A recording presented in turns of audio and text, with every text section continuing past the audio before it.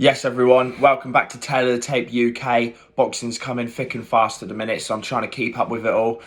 Today we'll be covering the entire fight card for the long-awaited Kelly David Avanesyan fight. Let's get straight into it.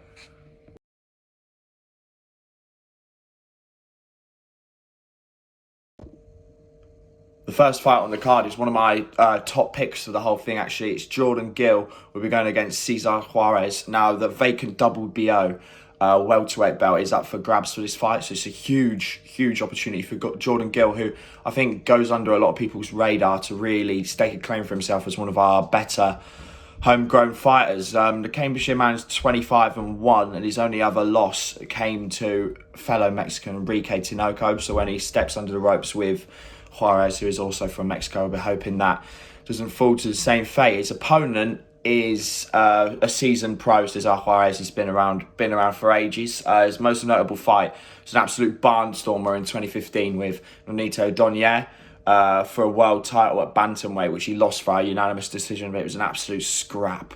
5 years ago, if he'd been fighting Juarez, Gil would have been a massive underdog, but he has slowed down, looks a bit slower, doesn't have that same zip that he used to have on his punches. He lost his last two fights. The first one back in 2019 to Angelino Leo, and then in 2020 he lost to Carlos Castro, both two big names in the welterweight division and two unbeaten fighters, but still a few years ago he'd definitely have beaten fighters of that caliber. So it's a great opportunity for Jordan Gill to get in there, get some more experience, and hopefully get his first bit of silverware.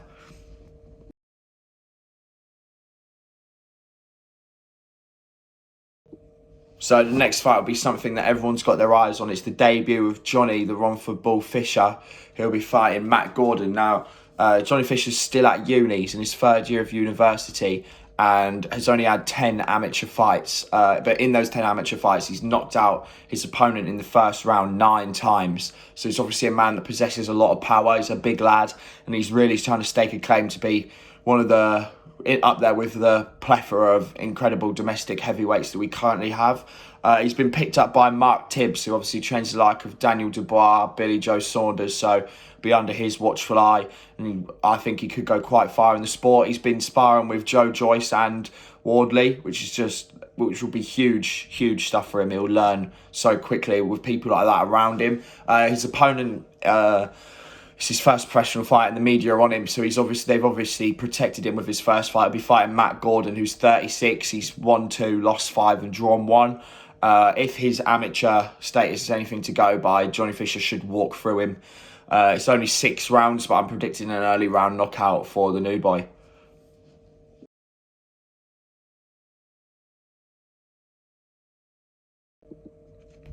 The next fight on the undercard sees Ryland Charlton go up against Albanian Florin Marku, both undefeated fighters. Now, this fight, the pressure has been up on this one. There's been a lot of old school trash talk. It looked just to be, two fighters going in the ring with each other, but now it definitely looked like it's got personal, so it should get pretty tasty. Charlton has been, really trying to get under his skin in the press conferences and on social media, which has drawn out Marku to say that he's going to humiliate him. Now, Ryan Charlton jumped onto everyone's attention when he stopped the Joe Laws hype train at Fight Camp last year. Joe Laws' huge following from the northeast, and Charlton knocked him out. Looked really good, really impressive. He's an aggressive fighter, 6-0 from the UK, whereas Albanian Florian Marku drew last time out against Jamie Stewart, who's a decent level fighter. He's a former kickboxer and is very technically gifted, uses the ring well. His footwork is second to none.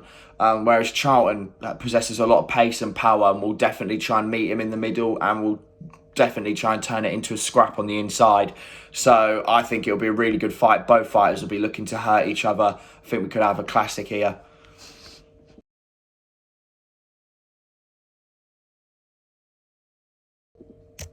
The next fight sees Robbie Davis Jr. return to a title match as he fights Gabriel Valenzuela for the vacant IBF Intercontinental Super Lightweight belt. What a mouthful. Venezuela's vowed to imitate his fellow Mexican fighter Mauricio Lara by causing a huge upset and knocking out British fighter on British soil, like Lara did with Warrington last weekend. Valenzuela is currently 22, 2-1, and it's his debut in England. It's only the second time he's fought outside of Mexico. The last time was a draw in Canada in 2018, which he said he should have won. Robbie Davis Jr. is currently on a comeback journey after losing to domestic rival Lewis Ritson. He's a former Commonwealth and European champion, held their belts between 2018 and 2019. He's a good fighter. This will be a good matchup, obviously. Valenzuela, Mexican, he'll be coming forward a lot, looking for those big shots, and Robbie Davis Jr. will match him, I think. I think we've got a good fight on our hands here.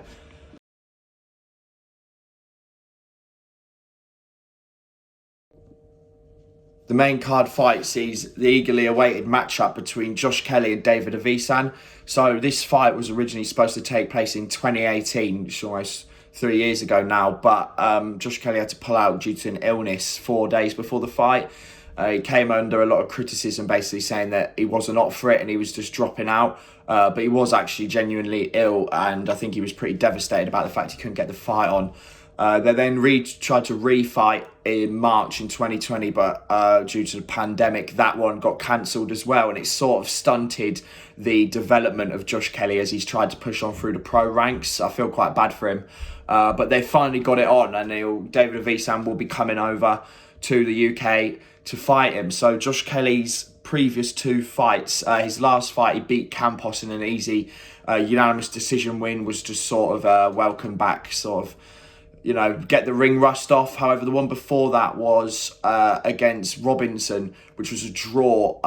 Kelly started the fight really well and struggled down the line. He sort of fatigued a bit, and Robinson found his tempo in the later rounds. Like, Kelly won the first half of the fight, Robinson took the second half of the fight, and I don't think he could afford to do that with Avanesyan, because if he gets tired, Avanesyan will just knock him out, because he possesses a lot more punch power than Robinson did.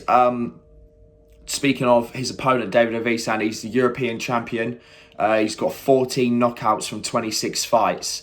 So he won his belt way back in 2018 and then rematched the previous belt holder and knocked him out in the first round, which is pretty incredible. He beat Sugar Shane Mosley as well. In Sugar Shane Mosley's last fight, it was the wrong age, the wrong side of 40, but still looks good on the CV. Avanesyan will be the puncher in the fight. He'll try and walk Kelly down, close off the ring, whereas Josh Kelly flourishes when he finds pockets of space where he can move and show his real technical ability. He's not a knockout merchant, Josh Kelly. He's technically incredible to watch. His footwork's brilliant. The way he creates space in the ring is second to none in his division.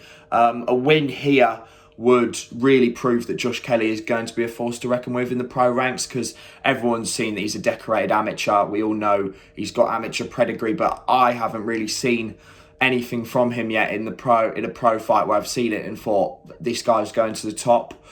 But if he beats David Avanesyan, who's a proven sort of almost a world level fighter, I think he can really push on, and I'd absolutely love to see him fight Conor Benn next. I don't know whether Conor Benn would take the fight, as obviously he's made it very clear he's got plans to go for world belts. But I think if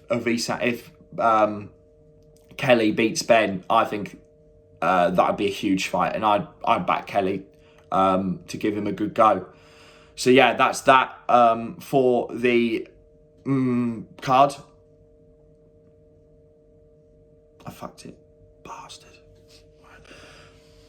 So I hope everyone's going to tune in Sky Sports Arena on Saturday night to watch the fight card. I'll be live tweeting from the last fight on the undercard and the main card at @tail_UK.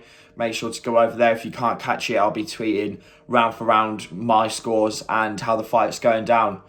Have a good weekend.